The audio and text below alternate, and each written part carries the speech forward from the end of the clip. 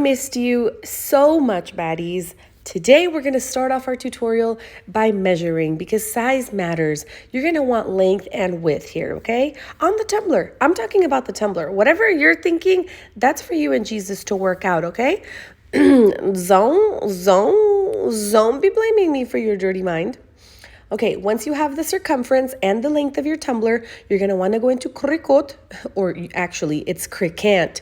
Anyway, you're going to want to go into Cricut and you're going to want to pick a shape, and then you're going to want to unlock it so that you can drag the dimensions width and length however you want.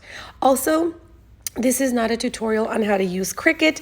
This is a tutorial on how to make a template when you already know how to use Cricut. I don't have a beginner Cricut video, but if you guys want me to make one, I can definitely make one. Excuse me, I have a loogie. 1 second, I have to clear my throat. I'm back without the loogie. Okay, so you're gonna wanna drag that box to be the exact dimensions of your tumbler in width and in height.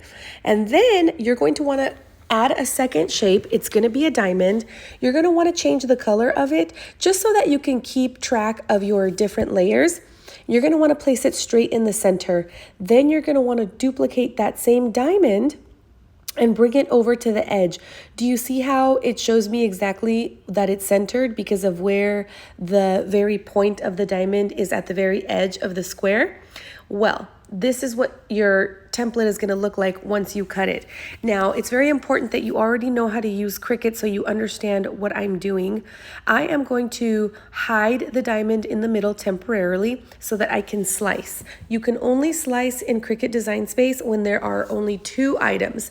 You can't slice more than 2 at a time. That's why I had to hide that middle diamond. Now I'm going to get rid of the gray part of the box that I sliced. We're not going to need that at all.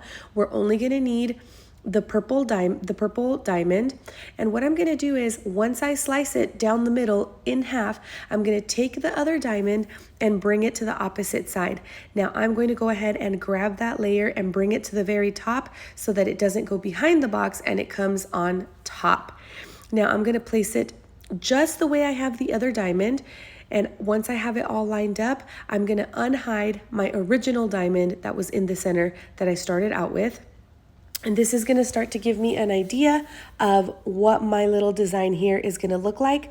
Now, there is a grid, right? So the whole design space is a grid. So if you want to line up your box on the grid so that you can determine whether you have everything centered perfectly, definitely utilize that grid. That's how I knew exactly where to place my diamond and where the center was, because I'm using that grid. So once I have the 2 diamonds, because it's 1 diamond in the center and then another diamond split in half, I'm going to go ahead and grab some triangles. Once I grab a triangle, I'm going to also change the color to purple just to keep everything perfect, right? Then I'm going to bring that little triangle to fill in this little gap. You can make this triangle as big or as little as you want. I want to make sure that we do have a good amount of glitter exposed, which is why I'm doing the triangle a little bit smaller. But you can also do the diamonds smaller or skinnier if you want more glitter to show.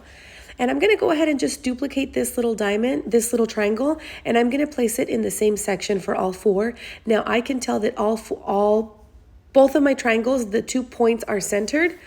Now, once I have my template exactly how I want it, I remove the gray box because I don't need that. I highlight the entire design that we made and I weld it. Now, whenever you weld something, that combines it so that it's just one piece. So now instead of having little triangles and diamonds, we've got one entire template. And now you're ready to cut it because we already sized it to the exact size of our tumbler. So I went ahead and cut it and I picked it up with some transfer tape. I get all my transfer tape from Amazon. It's very affordable and lasts a very long time. 10 out of 10, recommend. Now I go ahead and I make sure that my design is lined up so that when I start to stick it on my cup, it doesn't come on crooked like my eyebrows.